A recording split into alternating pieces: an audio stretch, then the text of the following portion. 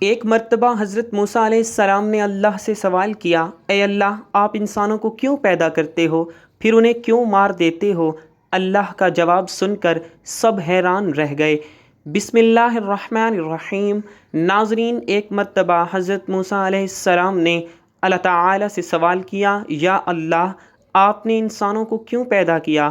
یعنی کہ آپ نے اتنی ساری مخلوقات کو کیوں پیدا کیا، اور اگر پیدا کیا تو پھر انہیں مار کیوں دیتے ہو، یعنی کہ ان کو موت کیوں دیتے ہو؟ تو حضرت موسیٰ علیہ السلام کے سوال کا جواب اللہ تعالیٰ نے جو دیا، اس کو سن کر آپ بھی حیران اور پریشان ہو جاؤ گے، اور ساتھ ہی ساتھ آپ کو یہ بھی معلوم ہو جائے گا کہ اللہ تعالیٰ اپنے بندوں کو کیوں پیدا فرماتا ہے اور پھر ان کو مار کیوں دیتا ہے۔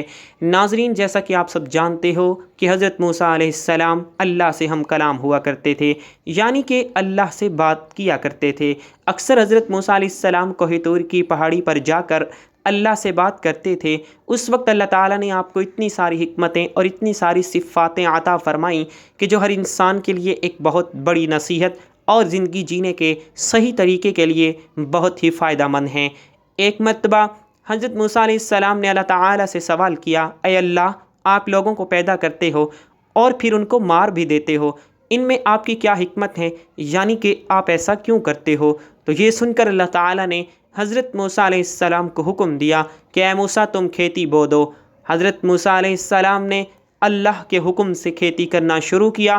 کچھ دنوں کے بعد جب وہ کھیتی تیار ہو گئی تو حضرت موسیٰ علیہ السلام نے اس کو کاٹ دیا۔ تو یہ دیکھ کر اللہ تعالیٰ نے حضرت موسیٰ علیہ السلام سے فرمایا، اے موسیٰ، تم نے خود ہی کھیتی بوئی اور پھر تم نے خود ہی اس کو کیوں کاٹ ڈالا؟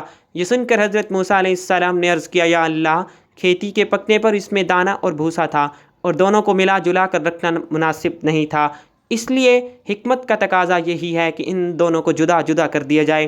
یہ سن کر اللہ نے حضرت موسیٰ علیہ السلام سے پوچھا، اے موسیٰ، تم نے یہ عقل کہاں سے حاصل کی؟ تو حضرت موسیٰ علیہ السلام نے کہا، اللہ تعالیٰ سے عرض کیا، یا الہی، میری یہ دانش مندی اور یہ عقل سب آپ نے ہی عطا کی ہے۔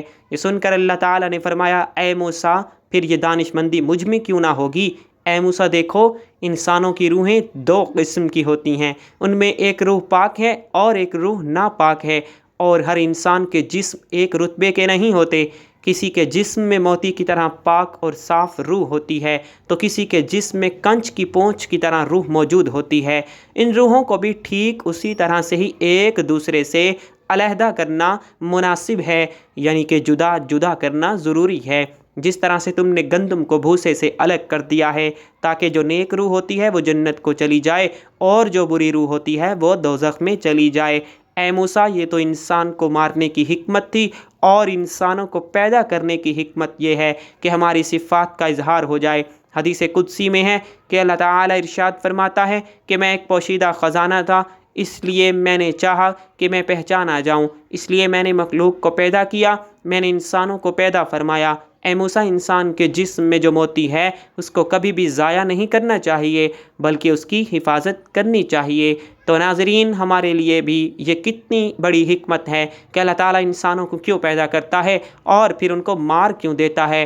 اس بات کا خلاصہ بھی خود اللہ تعالیٰ نے کر دیا ہے، اور ساتھ میں اس واقعے سے ہمیں ایک بہت بڑا سبق یہ بھی ملتا ہے کہ اللہ تعالیٰ نے اس قدرت کے نظام میں ڈھیروں صفاتیں رکھی ہیں اور ڈھیروں وجوہات ہیں جسے کوئی بھی انسان نہیں سمجھ سکتا ہے۔ اس لیے ہمیں کبھی بھی کسی بات کے لیے اللہ سے کوئی سوال نہیں کرنا چاہیے، کیونکہ یاد رکھیں، اللہ جو بھی کرتا ہے بہتر کرتا ہے، اور اللہ کے ہر کام میں کچھ نہ کچھ حکمت ضرور ہوتی ہے۔ اس لیے یاد رکھیں، اللہ تعالیٰ جب بھی ہمیں کسی امتحان میں ڈالتا ہے تو اس میں بھی ہماری کوئی نہ کوئی بھلائی ضرور ہوتی ہے، یعنی کہ اللہ کی ہر بات میں کوئی نہ کوئی حکمت ضرور ہوتی ہے، اور اللہ کے کیے گئے ہر فیصلے میں بندے کا کوئی نہ کوئی بھلا ضرور ہوتا ہے، کیونکہ اللہ جو بھی کرتا ہے اچھا کرتا ہے، اپنے بندے کے حق میں کرتا ہے۔ اسی طرح سے ناظرین، ایک مرتبہ حضرت موسیٰ علیہ السلام نے اللہ تعالیٰ سے 7 سوال کیے۔ ان میں سے پہلا سوال تو یہ تھا، حضرت موسیٰ علیہ السلام نے اللہ تعالیٰ سے پوچھا، اے میرے رب، تیرے بندوں میں سب سے زیادہ متقی یعنی ڈرنے والا اور پرہیزگار کون ہے؟ اللہ تعالیٰ نے ارشاد فرمایا وہ شخص جو اللہ کا ذکر کرتا رہے اور اس کو بھولے نہیں، یقیناً اللہ سے ڈرنے والا وہی شخص ہوتا ہے جو صرف مسجد کے اندر ہی نہیں بلکہ مسجد کے باہر بھی اللہ کو یاد رکھے، یعنی عام معاملات، خوشی اور غم میں بھی اللہ کو نہ بھولے بلکہ ہر قدم اللہ کی رضا کے مطابق ہی اٹھے۔ دوسرا سوال حضرت موسیٰ علیہ السلام نے پوچھا، اے میرے رب، تیرے بندوں میں سب سے زیادہ صحیح راستے پر کون ہے؟ اللہ تعالیٰ نے ارشاد فرمایا جو ہدایت کے راستے پر چلے۔ اللہ تعالیٰ نے اپنے نبی کو بھیج کر اور قرآن پاک جیسی کتاب کو اتار کر ہدایت کے راستے کو صاف صاف دکھا دیا، اس لیے ہم سبھی کو قرآن اور حدیث کا جھنڈا لے کر ہدایت کے راستے پر چلنا چاہیے۔ تیسرا سوال حضرت موسیٰ علیہ السلام نے پوچھا، اے اللہ، تیرے بندوں میں سب سے زیادہ جاننے والا عالم کون ہے؟ اللہ تعالیٰ نے ارشاد فرمایا عالم وہ ہے جس کا پیٹ علم سے نہیں بھرتا، جس کے اندر علم کی پیاس کبھی نہ بجھے بلکہ وہ ہر دن نئی چیزوں کو سیکھنے کی کوشش کرے اور مرتے دم تک سیکھتا رہے، یہی عالم ہے، نہ کہ وہ جس نے علم سیکھا پھر سیکھنے اور سکھانے سے اس کا کوئی تعلق نہیں۔ چوتھا سوال حضرت موسیٰ علیہ السلام نے اللہ تعالیٰ سے پوچھا، اے میرے اللہ، تیرے بندوں میں سب سے زیادہ اچھا فیصلہ کرنے والا کون ہے؟ اللہ تعالیٰ نے ارشاد فرمایا وہ شخص جو لوگوں کو وہی حکم دیتا ہے جو اپنے آپ کو دیتا ہے، وہ کام جو کسی نے نہ کیا ہو اور دوسروں کو اس کے کرنے کا مشورہ دیتا ہو، ایسا آدمی صحیح فیصلہ نہیں دے سکتا۔ پانچواں سوال حضرت موسیٰ علیہ السلام نے اللہ تعالیٰ سے پوچھا، اے میرے اللہ، تیرے تمام بندوں میں سب سے زیادہ عزیز ترین بندہ کون سا ہے؟ اللہ تعالیٰ نے ارشاد فرمایا وہ شخص جو بدلہ لینے کی طاقت رکھتا ہو لیکن پھر بھی بدلہ نہ لے اور سامنے والے کو معاف کر دے، ایسا وہی کر سکتا ہے جس کے اندر صبر برداشت کرنے کی طاقت ہو، کیونکہ جب کوئی آپ کو تکلیف پہنچائے تو بدلے میں آپ بھی اسے تکلیف دینا چاہتے ہیں، لیکن بدلہ لینے کی بجائے جو معاف کر دے، ایسا شخص اللہ کا سب سے عزیز بندہ ہے۔ چھٹا سوال حضرت موسیٰ علیہ السلام نے پوچھا، اے اللہ، تیرے بندوں میں سب سے زیادہ غنی کون سا بندہ ہے؟ اللہ تعالیٰ نے ارشاد فرمایا وہ شخص جس کو جتنا ملے اس پر راضی رہے۔ غریب وہ ہے کہ جس کے پاس دولت ہو لیکن پھر بھی اس پر راضی نہ ہو، دن رات اسی کی طلب میں مارا مارا پھرے، اور بے نیاز وہ شخص ہے جس کو جتنی نعمت ملی اسی پر خوش ہو کر اللہ کا شکر ادا کرے۔ ساتواں سوال حضرت موسیٰ علیہ السلام نے پوچھا، ہے میرے رب، آپ کے بندوں میں سب سے زیادہ فقیر کون ہے؟ اللہ تعالیٰ نے ارشاد فرمایا جو مسافر ہو، ایک مسافر یعنی سفر کرنے والا حاجت مند اور ضرورت مند ہو سکتا ہے۔ ویسے تو آج کل کے سفر چند گھنٹوں اور دنوں کے ہوتے ہیں، اسی لیے آسانی ہوتی ہے، لیکن پھر بھی سفر میں مشکلیں بہت سامنے آتی ہیں، اس لیے اگر کوئی مسافر اگر ضرورت مند ہو تو اس کی مدد ضرور کرنی چاہیے۔ ایک دن حضرت موسیٰ علیہ السلام نے اللہ تعالیٰ سے عرض کیا، یا اللہ، تو نے انسان کو پیدا کیا، اسے عقل، دل اور زندگی عطا کی، پھر آخر اسے موت کیوں دیتا ہے؟ اس میں تیری کیا حکمت ہے؟ اللہ تعالیٰ نے فرمایا، اے موسیٰ، تم کل صبح وادی میں جاؤ، وہاں تمہیں ایک منظر دکھاؤں گا جس سے تمہیں میری حکمت سمجھ میں آ جائے گی۔ حضرت موسیٰ علیہ السلام حسب فرمان صبح سویرے وادی کی طرف گئے۔ انہوں نے دیکھا کہ ایک ہری بھری گھاس کے میدان میں ایک نوزائیدہ ہرنی اپنے بچے کے ساتھ کھیل رہی تھی۔ تھوڑی دیر بعد ایک شیر آیا اور اس نے اس بچے کو شکار کر لیا۔ حضرت موسیٰ علیہ السلام کا دل بھر آیا اور انہوں نے کہا، اے پروردگار، یہ ننھا سا بچہ کس جرم میں مارا گیا؟ اللہ تعالیٰ نے فرمایا، اے موسیٰ، ابھی صبر کرو، دیکھو آگے کیا ہوتا ہے۔ کچھ دیر بعد وہی شیر ایک شکاری کے تیر سے زخمی ہو کر مر گیا۔ حضرت موسیٰ علیہ السلام نے پھر عرض کیا، یا رب، یہ کیسا نظام ہے؟ ابھی تو شیر جیتا تھا، اب وہ بھی مر گیا۔ اللہ تعالیٰ نے فرمایا، اے موسیٰ، اب دیکھو آخر میں کیا ہوتا ہے۔ تھوڑی دیر میں وہی شکاری ایک پہاڑی سے نیچے گرا اور خود بھی مر گیا۔